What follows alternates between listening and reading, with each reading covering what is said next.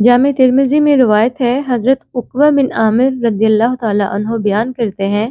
کہ میں نے رسول اللہ صلی اللہ علیہ وآلہ وسلم کو یہ فرماتے ہوئے سنا ہے کہ اعلانیہ قرآن پڑھنے والا اعلانیہ صدقہ کرنے والے کی مانند ہے، اور پوشیدگی سے قرآن پڑھنے والا پوشیدگی سے صدقہ دینے والے کی مثل ہے۔ مجمع الزوائد میں روایت ہے، حضرت جابر رضی اللہ تعالیٰ عنہ بیان کرتے ہیں کہ رسول اللہ صلی اللہ علیہ وآلہ وسلم نے فرمایا، قرآن پڑھنے والا جب قرآن کے حلال کو حلال قرار دے اور اس کے حرام کو حرام قرار دے تو وہ اپنے گھر کے ان 10 افراد کے لیے شفاعت کرے گا جن میں سے ہر ایک کے لیے جہنم واجب ہو چکی ہوگی۔ مجمع الزوائد کی ایک اور حدیث ہے، حضرت انس بن مالک رضی اللہ تعالیٰ عنہ بیان کرتے ہیں کہ رسول اللہ صلی اللہ علیہ وآلہ وسلم نے فرمایا، جس شخص نے اپنے بیٹے کو ناظرہ قرآن پڑھایا اس کے اگلے اور پچھلے گناہ بخش دیے جائیں گے، اور جس نے اس کو زبانی قرآن پڑھایا تو قیامت کے دن اللہ تعالیٰ اس کو ایسی صورت میں اٹھائے گا جیسے 14ویں رات کا چاند ہوتا ہے، اور اس کے بیٹے سے کہا جائے گا قرآن پڑھو، اور جب وہ ایک آیت پڑھے گا تو اللہ تعالیٰ اس کے باپ کا ایک درجہ بلند کر دے گا، حتیٰ کہ اس کا بیٹا وہ تمام قرآن پڑھ لے گا جو اس کو یاد ہے۔ مجمع الزوائد کی ایک اور حدیث ہے، حضرت معاذ بن انس رضی اللہ تعالیٰ عنہ روایت کرتے ہیں کہ رسول اللہ صلی اللہ علیہ وآلہ وسلم نے فرمایا، جس شخص نے سبحان اللہ العظیم کہا اس کے لیے جنت میں ایک پودا اگا دیا جاتا ہے،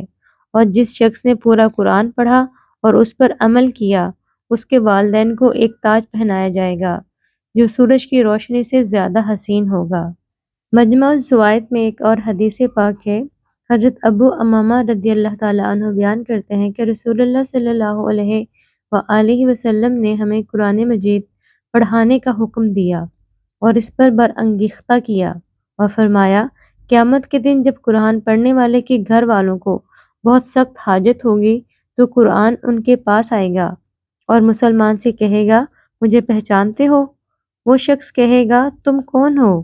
وہ کہے گا، میں وہ ہوں جس سے تم محبت کرتے تھے اور اس سے جدائی کو ناپسند کرتے تھے، جو تم کو کھینچتا تھا اور تم کو قریب کرتا تھا۔